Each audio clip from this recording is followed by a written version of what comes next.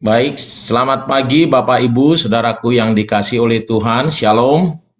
Ya, salam sejahtera bagi kita semua. Bapak Ibu, tadi sudah dimulai oleh Bapak Lau bagaimana kita harus merenungkan sepanjang tahun ini apa yang Tuhan kerjakan bagi hidup kita. Jadi memang topik kita hari ini adalah renungan di akhir tahun ya.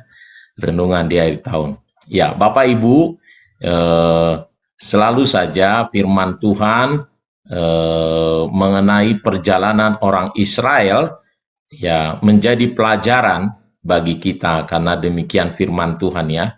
Jadi perjalanan orang Israel itu menjadi pelajaran, menjadi peringatan, menjadi renungan buat kita. Dan ada satu kebenaran firman Tuhan yang Tuhan nyatakan untuk menjadi perenungan bagi orang Israel. Dan saya berdoa ini juga menjadi perenungan bagi kita bagaimana orang Israel menjalani kehidupannya, menjadi perenungan, diingatkan oleh Tuhan untuk menjadi perenungan. Nah, demikian juga dengan pagi hari ini menjadi pelajaran buat kita untuk menjadi perenungan bagi kita. Ya, kita buka Alkitab kita. Ya, hari ini kita agak panjang nanti ini membaca firman Tuhan ini. Ya, jadi Ulangan 8 ya ayat 1 sampai 20. Jadi saya buat judulnya renungan akhir tahun ya. Tetapi lain membuat judul perikop ini bersyukur kepada Allah karena kebaikannya. Ya, saya bacakan untuk kita semua. Segenap perintah yang kusampaikan kepadamu pada hari ini, haruslah kamu lakukan dengan setia, supaya kamu hidup dan bertambah banyak, dan kamu memasuki serta menduduki negeri yang dijanjikan Tuhan dengan sumpah kepada nenek moyangmu. Jadi ini perintah Tuhan, perintah Tuhan ini katakan ya kepada orang Israel bahwa mereka harus melakukannya dengan setia supaya mereka hidup. Ini yang pertama, supaya mereka tidak binasa ya, supaya mereka hidup, supaya mereka bertambah banyak dan mereka bisa menikmati janji Tuhan memasuki tanah Kanaan, negeri yang dijanjikan oleh Tuhan. Nah, lalu dia katakan, ingatlah, ya ini nih, ingatlah, ini menjadi perenungan itu ya, ingatlah kepada seluruh perjalanan yang kau lakukan atas kehendak Tuhan Allahmu di padang gurun selama 40 tahun ini. Tujuannya adalah katanya dengan maksud, nah ada dua ini saudaraku. Maksud pertama merendahkan hatimu. Dan yang kedua adalah mencobai engkau untuk mengetahui apa yang ada dalam hatimu, yakni apakah engkau berpegang pada perintahnya atau tidak. Jadi ada dua di sini yang harus diingat, katanya melalui perjalanan orang Israel di padang gurun 40 tahun ini, gitu ya.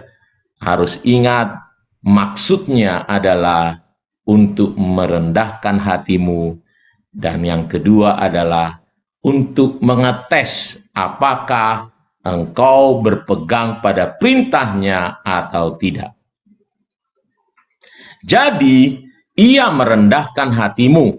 Nah, caranya Tuhan supaya dia merendahkan hati, katanya, membiarkan engkau lapar dan memberi engkau makan mana yang tidak kau kenal, dan yang juga tidak dikenal oleh nenek moyangmu, untuk membuat engkau mengerti bahwa manusia hidup bukan dari roti saja, tetapi manusia hidup dari segala yang diucapkan Tuhan.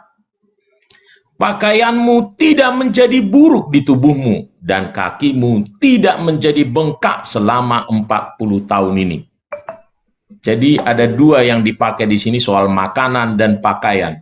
Kalau di perjanjian baru jangan khawatir apa yang kau makan, apa yang kau pakai gitu ya. Ini betul-betul di sana itu terbukti ya, bahwa Tuhan memelihara orang Israel, makanannya mana dari sorga, pakaiannya tidak buruk, ya. Mereka bisa tetap memiliki pakaian, ya, walaupun tidak ada tekstil di sana, tidak ada kulit apa gitu di sana, pakaiannya tidak buruk selama 40 tahun.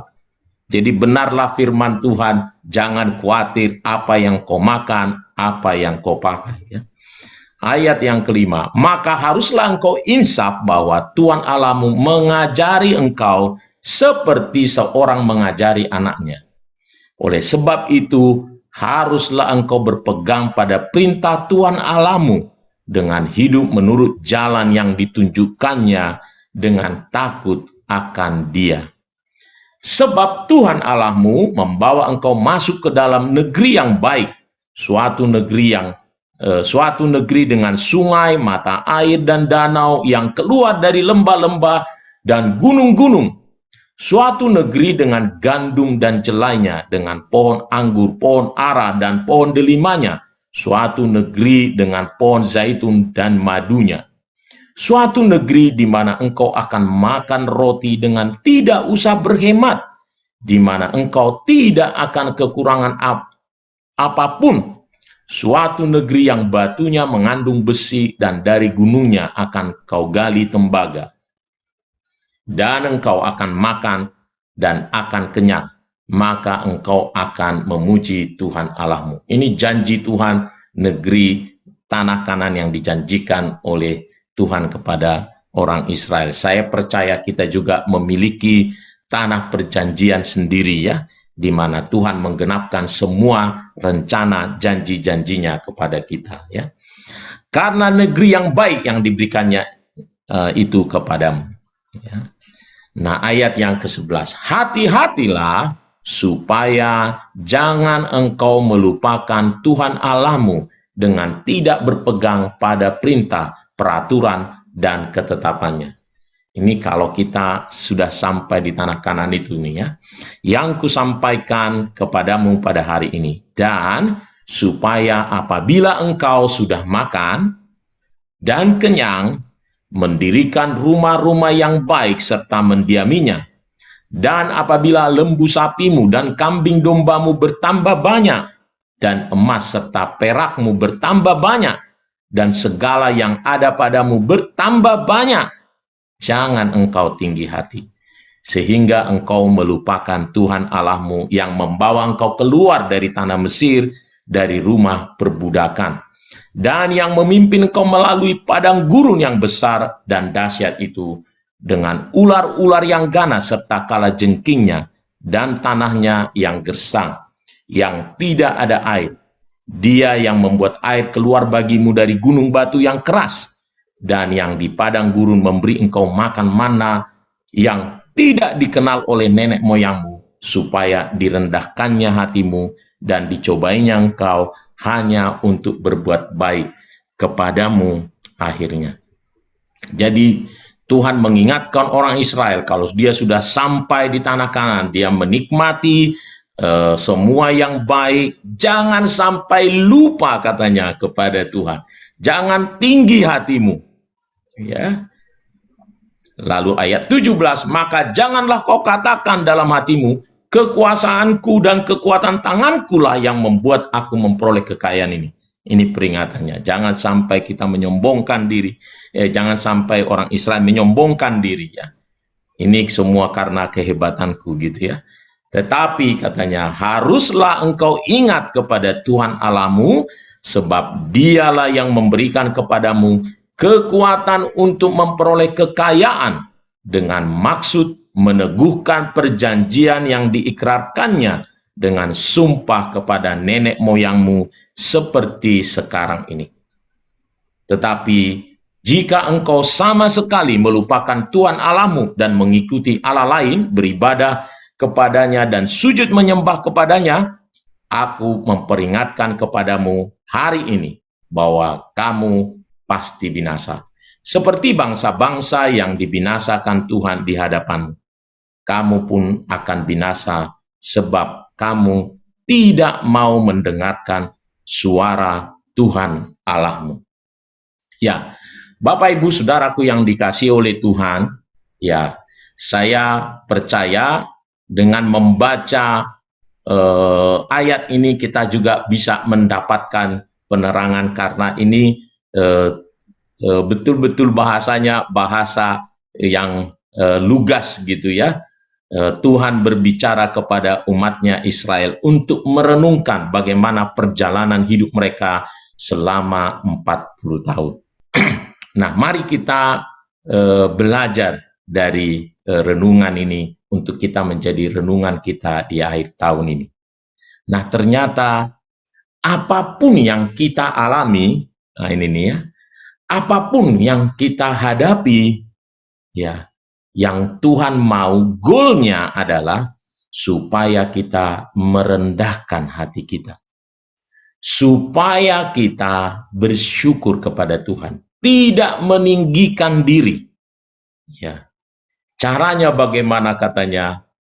Ingatlah, ya, bagaimana kita kalau di orang tadi yang kita baca, kamu dikeluarkan dari tanah Mesir, dibawanya, dipeliharanya hidupmu, dijagainya, gitu ya, dibawanya menuju tanah Kanaan. Kita harus ingat, saudaraku, bagaimana kita diselamatkan, dibebaskan dari dosa. Pantesan, saudaraku, selalu Tuhan berkata kalau di dalam perjanjian baru, Yesus mengajarkan, saudaraku, supaya kita terus mengingat akan kematiannya. Maksudnya adalah supaya kita memiliki kerendahan hati. Goal dari semuanya, kalaupun kita diuji, dididik, supaya kita merendahkan hati.